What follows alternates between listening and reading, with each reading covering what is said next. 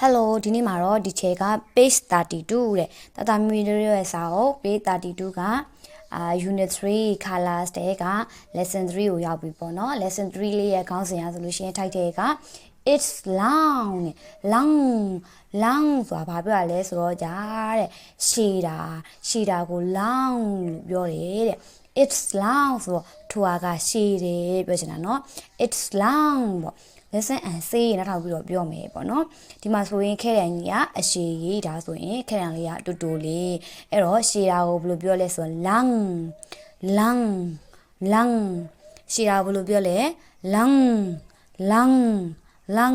repeat after me long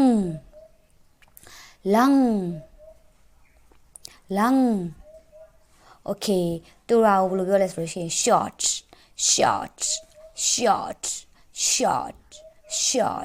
အဲ့တော့ repeat after me short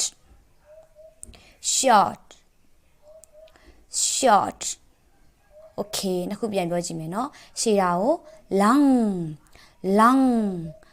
တူတာကိုတူတာတွေပူတာတွေဆိုလို့ရှိရင် short ထိုဟာကဒီခဲတံလေးကရှည်တယ်ပြောချင်လို့ရှိရင် it's long ဒါလေးကတူတယ်ပြောချင်လို့ရှိရင် it's short okay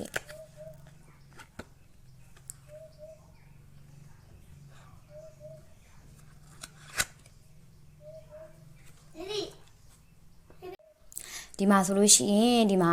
ဒီတစ်ကလအုပ်ကြီးอ่ะဆိုလို့ရှိရင်ဒါဒီကောင်းကြီးอ่ะဆိုလို့ရှိရင်ရှည်တယ်မြင့်တယ်အဲ့လိုရှည်တာမြင့်တာဆိုလို့ရှိရင်ဒါကြီးက long ပေါ့နော်ဒီမှာဆိုလို့ရှိရင်ဒီကောင်းလေးကပူတော့မမီးပေါ့နော်ပူလို့နေတော့မမီးတော့ကြာ short long short ရှည်တာကို longပူတာနေတာတူတာဆိုလို့ရှိရင် short okay it's long it's short ပေါ့နော်ခဲရန်လေးကိုကိုင်းပြီးတော့ရှည်တယ်ဆိုလို့ရှိရင် it's long ပေါ့နည်းနည်းလေးခဲရန်လေးကိုင်းပြီးတော့ခဲရန်လေးကတိုးတည်တယ်ဆိုလို့ရှိရင် it's short ပေါ့နော်အဲဆိုရင်ရှည်တယ်ရက်ရှည်တာဒါမှမဟုတ်ရှင်ခဲရန်ရှည်တာမြင့်တာပြောချင်လို့ရှိရင်ဘယ်လိုပြောလုံးit's long okay နေနာပူတာပြောချင်လို့ရှိရင် it's short okay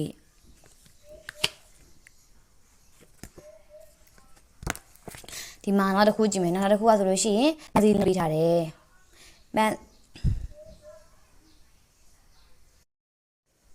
ဒီမှာပန်းစည်းမှာဆိုလို့ရှိရင်ပန်းစည်းနှလုံးပေါ့နော်ဒီတစ်လုံးကကြီးရယ်ကြီးတာကိုဒီတစ်လုံးနှလုံးမှာဆိုဒီတစ်လုံးကကြီးတယ်ဒီတစ်လုံးကသေးတယ်ကြီးတာအင်္ဂလိပ်လို big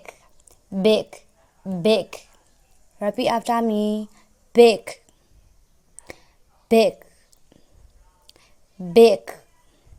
okay ဒီကကြည့်မယ်နော်သေးတာကိုကြာလို့ရှိရင် small ပြောရနော် small အဲ့တော့ repeat after me small okay ကြီးတာကို big ငယ်တာကို small အဲ့တော့ကြာဒါဒီပန်းစည်းလေးဒါလေးကကြီးပါတယ်ပြောချင်လို့ရှိရင် it's big ငယ်တယ်ပြောချင်လို့ရှိရင် it's small okay ဒီမှာဆိုလို့ရှိရင်ကဲဒီအကောင်အကြီးပြောမယ်အကောင်အကြီးက big or small အကောင်ကြီးဒီကောင်ကြီးက big or small big လား small လားဒီကောင်ကြီးက okay အကောင်ကြီးအကြီးဆိုတော့ big ပေါ့နော်အဲ့တော့ဒီအကောင်ကြီးကကြီးပါတယ်ပြောချင်လို့ရှိရင် it's big ဒီအကောင်လေးရဆိုငယ်ငယ်လေးကိုပြောချင်လို့ရှိရင် small ဒါလေးကငယ်ပါတယ်ဆိုရင် it's small နော်